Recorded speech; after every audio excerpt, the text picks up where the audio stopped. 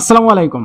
টানা ২ দিন আমরা ভিএফএস গ্লোবাল এম্বাসি কোন প্রকার আপডেট কিন্তু আমরা দিতে পারি নাই। একটু ব্যস্ততা থাকার কারণে আমরা ভিডিওগুলো শুট করতে পারি নাই। আপডেটগুলো অলরেডি আমাদের কাছে আইসা প্রচুর আপডেট জমা রইছে। কিন্তু কোন প্রকার আপডেটই আপনাদেরকে দেখাইতে পারি। তাই আজকের ভিডিওতে ভিএফএস গ্লোবালের সর্বশেষ যে কালেকশনটা আজকে আপনাদেরকে ছোট্ট করে এই ভিডিওতে জানানো হবে। এছাড়াও প্রবাসী কল্যাণ মন্ত্রণালয় এবং বৈদেশিক কর্মসংস্থান মন্ত্রণালয় থেকে আমাদের কাছে ছোট্ট করে একটা গুরুত্বপূর্ণ একটা আপডেট বা নিউজ যেটাকে বলা হয় সেটা কিন্তু আসছে। এই যে দেখুন, 1 ঘন্টা আগের একটা নিউজ প্রবাসী কল্যাণ মন্ত্রণালয় থেকে এরকমই একটা নিউজ আমাদের কাছে আসছে। এখানে কি বলা হয়েছে, প্রবাসী কল্যাণ মন্ত্রণালয় থেকে যে আপডেটটা আজকে ছোট্ট করে দিছে সকালবেলা, আজকে প্রায় 1 ঘন্টা এই নিউজটা কভার করা হয়েছে। এখানে কি বলা হয়েছে, কাদেরকে নিয়ে এই আপডেটের মাধ্যমে জানানো হয়েছে, সেটাই কিন্তু আজকের এই ভিডিওতে ছোট্ট করে আপনাদেরকে জানানো হবে। প্রবাসী কল্যাণ ও বৈদেশিক কর্মসংস্থান মন্ত্রণালয় থেকে ছোট্ট করে যে আপডেটটা দিছে সেই আপডেটটা আমরা একটু আসি দেখেন। এই আপডেটের মাধ্যমে ইটালি সম্পর্কিত কোনো প্রকার আপডেট এখানে তুলে ধরা হয় নাই। ইটালি ইটালি কইরা আর কতদিন, অনেক কান্ট্রিতে আছে, অনেক কান্ট্রি আছে, সেখানে একটু অ্যাপ্লাই করে দেখেন কি হয়। এখানে আপনাদেরকে ছোট্ট করে একটা আপডেটের মাধ্যমে জানাইছে বাংলাদেশ ও কাতারের যৌথ কমিটির বৈঠক। এখানে বলতেছে বাংলাদেশের 5টি ক্যাটাগরি শ্রমিক কেন্দ্র থেকে 4টি সেক্টরে কর্মী নিতে আগ্রহী প্রকাশ করছেন। আজকের নিউজ এটা, গতকাল হয়তোবা এই মিটিংটা তারা করছে। দেখেন ইটালিতেও কিন্তু এরকমই প্রচুর সংখ্যক মিটিং করে, অনেক সেক্টরে তারা লোক নেয়, এগ্রিকালচার আছে, স্পন্সর আছে, ডোমেস্টিক আছে, হ্যাঁ, অনেক ক্যাটাগরিতে তারা লোক নিয়ে থাকে। ঠিক সেরকমই কাতারও বাংলাদেশ থেকে লোক নিতে চাইতেছে 5টি কারিগরি প্রশিক্ষণ কেন্দ্র থেকে 4টি সেক্টরে কর্মী নিতে চাইতেছে। এই সেক্টরগুলা কি কি ছোট্ট করে আমি আপনাদেরকে বলি দেখেন। ঢাকা, 18 মে 2026 এই যে একটু আগে 18 মে 2026 এই নিউজটা করা হয়েছে। আজ প্রবাসী কল্যাণ ও বৈদেশিক কর্মসংস্থান মন্ত্রণালয়ের কনফারেন্সের কক্ষে মন্ত্রী আরিফুল হক চৌধুরীর সাথে বাংলাদেশ কাতার সপ্তম যৌথ কমিটির বৈঠক করেছেন কাতারের শ্রমমন্ত্রী ডক্টর আলী বিন সামিদ আল মাররি। বৈঠকে বাংলাদেশের 5টি নির্দিষ্ট ক্যাটাগরি কারিগরি প্রশিক্ষণ কেন্দ্র থেকে ইলেকট্রিশিয়ান, প্লাম্বার, এসি টেকনিশিয়ান ও ওয়েল্ডিং সেক্টরে কর্মী নিতে বিশেষ আগ্রহ প্রকাশ করেন কাতারের শ্রমমন্ত্রী। এখানে বলতেছে 5টা ক্যাটাগরি, 5টা সেক্টর থেকে লোক নেবে। 1 number electrician, 2 number plumber, AC technician, welding সেক্টরে, এই 5টা ক্যাটাগরিতে টোটালে লোক নিতে আগ্রহ প্রকাশ করছে কাতারের শ্রমমন্ত্রী।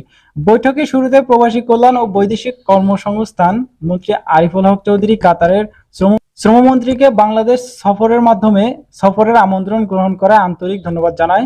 তিনি বলেন, গত কয়েক দশকে বাংলাদেশ ও কাতারের মধ্যকার ভ্রাতৃত্বপ্রেমিক সম্পর্ক উল্লেখযোগ্য অগ্রগতি হয়েছে।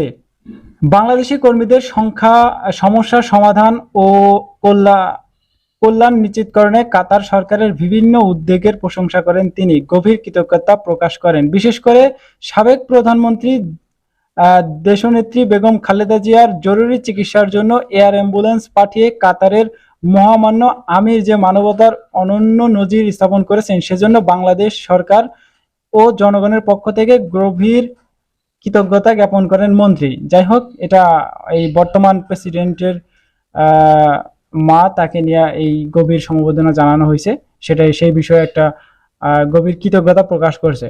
মন্ত্রী আরিফুল হক চৌধুরী কাতারকে বাংলাদেশি কর্মীদের জন্য একটি অত্যন্ত আকর্ষণীয় শ্রমবাজার হিসেবে উল্লেখ করে বলেন, বর্তমানে 4 লক্ষাধিক বাংলাদেশি কর্মী কাতারের উন্নয়ন ও অগ্রযাত্রা দক্ষতা, সততা ও নিষ্ঠার সাথে অবদান রাখছেন। 4 লক্ষ, টোটালি 4 লক্ষ হয়তোবা শ্রমিক অলরেডি কাতারে আছে, কার্যকররত আছে। 1500 এতজন বাংলাদেশি কর্মী কাতারে গমন করেন 1 লক্ষ পরে। চলতি বছরে কাতার কর্তৃপক্ষ এই সংখ্যার দ্বিগুণ কর্মী গ্রহণ করবেন, তার মানে দ্বিগুণ। বাংলাদেশে কাতারগামী কর্মীদের জন্য বর্তমানে ঢাকায় মাত্র একটি ভিসা ও মেডিকেল সেন্টার রয়েছে, যা প্রয়োজনের তুলনায় অল্প, একদমই অল্প। স্বল্প সময়ে ভিসা ও স্বাস্থ্য পরীক্ষা সম্পন্ন করতে দেশের 8টি বিভাগের শহরে কাতারের ভিসা সেন্টার ও মেডিকেল সেন্টার স্থাপনের জন্য কাতারের শ্রমমন্ত্রীকে বিশেষভাবে অনুরোধ জানান মন্ত্রী। ও মাই গড, 8টি বিভাগের শহরে, ঢাকার ভিতরে 2টা করবে মেডিকেল সেন্টার, বলতে দেশের 8টা বিভাগের ভিতরে এই মেডিকেল সেন্টার করার একটা পরিকল্পনা করতেছে। এখন শুধুমাত্র যারাই মেডিকেল করতে যায় বেশিরভাগই ঢাকায় হয়, তো এটা নিয়ে কথা বলতেছে আরো কয়েকটা মেডিকেল সেন্টার এখানে ছড়ানো যায় কিনা এইসব বিষয়ে আর কি কথা বলতেছে।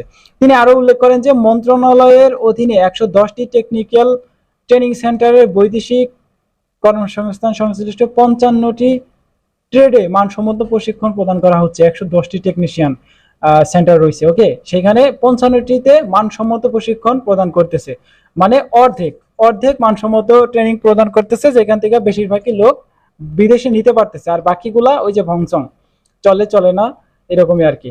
বৈঠকে প্রবাসী কল্যাণ মন্ত্রী মোহাম্মদ নুরুল হক কাতারের চলমান উন্নয়ন যজ্ঞে অংশ নিতে বাংলাদেশ থেকে পর্যাপ্ত সংখ্যক দক্ষ ডাক্তার, ইঞ্জিনিয়ার, নার্স, কেয়ারি, ইমাম, মুয়াজ্জিন, খতিব, ধর্মীয় শিক্ষক নিয়োগের জন্য কাতারের শ্রমমন্ত্রীকে আহ্বান জানান।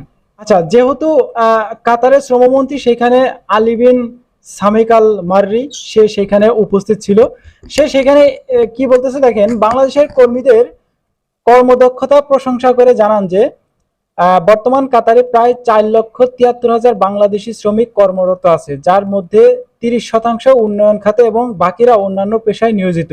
তিনি বাংলাদেশের 5টি নির্দিষ্ট ক্যাটাগরি কারিগরি প্রশিক্ষণ কেন্দ্র থেকে ইলেকট্রিশিয়ান, প্লাম্বার, এসি টেকনিশিয়ান সেক্টরের কর্মীতে বিশেষ আগ্রহ প্রকাশ করে, মানে বাংলাদেশ পররাষ্ট্রমন্ত্রী যেটা বলছে যে গেছে যে এই কয়েকটা সেক্টরে লোক পাঠাইতে হবে, আপনাদের দেশে যাবে।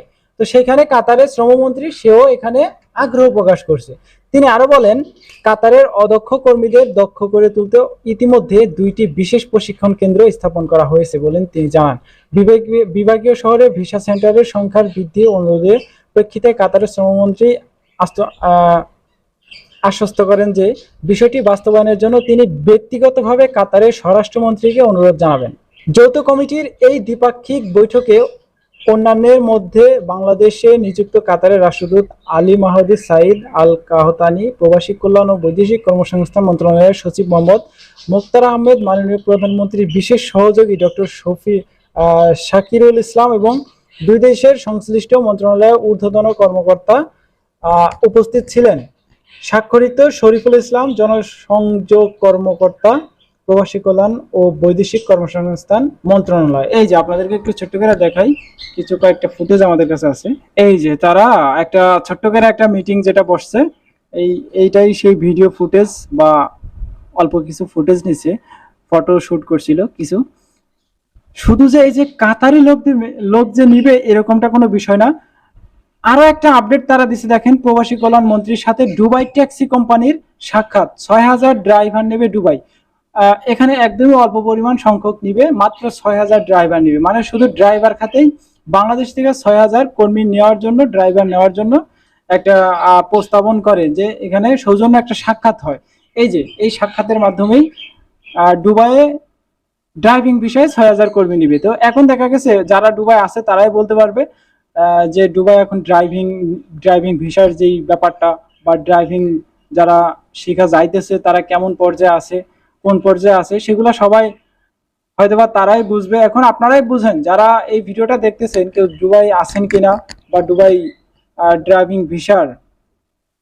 ভিসা নিয়ে তারা কোন পর্যায়ে আছে, কেমন আছে, ভালো আছে কি খারাপ আছে, অবশ্যই যদি আপনি জানিয়ে থাকেন এই ভিডিওর কমেন্ট বক্সে একটা কমেন্ট রেখে যাবেন, কেননা অনেকেই হয়তো এই ভিডিও দেখা ওই দেশে যাওয়ার একটা মন্তব্য করতে পারে। দেখা গেছে ওই দেশের অবস্থা ভালো না, যারা ড্রাইভিং ভিসা যাইতেছে ওই দেশের অবস্থা ভালো না। তো সেক্ষেত্রে আপনি যদি কমেন্টটা করেন, অন্যজন এসে দেখলো কমেন্টটা, তো সে একটু উপকার হইলো, পাইলো। আচ্ছা, যাই হোক, এই ছিল কিন্তু আমাদের কাছে মোটামুটি আকারে প্রবাসী কল্যাণ ও বৈদেশিক কর্মসংস্থান মন্ত্রণালয় থেকে ছোট্ট করে আমাদেরকে যে আপডেটটা আমাদেরকে দেওয়া হয়েছে সেটা, তাছাড়া কিন্তু আপডেট আপাতত নাই। আচ্ছা, এখন একটু আসা যাক ভিএফএস গ্লোবালের যে কালেকশনটা। গতকাল রবিবার ছিল, আজকে সোমবার, আগামীকাল হয়তো মঙ্গলবার হবে। এখন বিষয় হচ্ছে এই 3টা ভিএফএস গ্লোবালে প্রচুর সংখ্যক পাসপোর্ট প্রতিনিয়ত কালেকশন করতেছে। এখন অনেকেই একটু কাজের চাপের কারণে, ব্যস্ততা থাকার কারণে হয়তোবা এই নিউজগুলা কভার করতে পারে না। আমিও 2-3 দিন ধরে অনেকটাই ব্যস্ততার ভিতরে একটু দিনগুলা কাটতেছে, তো যার কারণে আমরা ভিডিও শুট করতে পারি না, নতুন কোনো আপডেট দিতে পারি না। আজকে একটু ফ্রি ছিলাম, যার কারণে একটু ভাবলাম যে কয়েকটা আপডেট যেহেতু আসছে তো শেয়ার করা যায়। আজকে দেখেন ভিএফএস গ্লোবালে অল্পই কালেকশন ছিল, ঢাকা চট্টগ্রাম, ঢাকা একটু বেশি ছিল, 70-80 জন মতো কালেকশন ছিল। এর ভিতরে প্রায় ফ্যামিলি ভিসা পাইছে প্রায় 15টা। এর 15টা আমাদের কাছে নিউজ আসছে, এর আগে পরে কেউ পাইছে কিনা আমরা জানি না। এরপরে আসছে দেখেন, এটা ঢাকায় ছিল 15টা-16টা পাসপোর্ট, ঢাকায় নাফি টাওয়ার থেকে কালেকশন। ওয়ার্ক ভিসা পাইছে 2-3টা, এবং চট্টগ্রাম, সিলেট একই অবস্থা। ফ্যামিলি ভিসা বেশ ভালো পরিমাণে কালেকশন করে তারা পাইছে, কিন্তু ওয়ার্ক ভিসার তেমন একটা খবর নাই। শুধু ঢাকা থেকেই ওয়ার্ক ভিসা অল্প পরিমাণে লাগা থাকে। তো যাই হোক, এই সমস্ত ভিসার বিষয়বস্তু নিয়ে যদি আর কোনো প্রশ্ন থাকে এই ভিডিওর কমেন্ট বক্সে করে যাবেন। আপনার কোন ধরনের আপডেটগুলো লাগবে এই বর্তমান সময়ে এসে, সেটাও কিন্তু এই ভিডিওতে কমেন্ট করে যাবেন। তো এই ছিল আজকের ভিডিও। দেখা হচ্ছে নেক্সট একটা ছোটখাটো ইনফরমেশন ভিডিওতে। অবশ্যই আগামীকাল একটা গুড নিউজ আপডেট ভিডিওতে দেখা হবে। ততক্ষণ পর্যন্ত আপনারা সুস্থ থাকবেন, ভালো থাকবেন। Zahid Majumdar Italy news and Zahid Majumdar Italy news, Majumdar from Europe, Majumdar from Italy, এই 3টে ইউটিউব চ্যানেলে পাশেই থাকবে। আল্লাহ হাফেজ।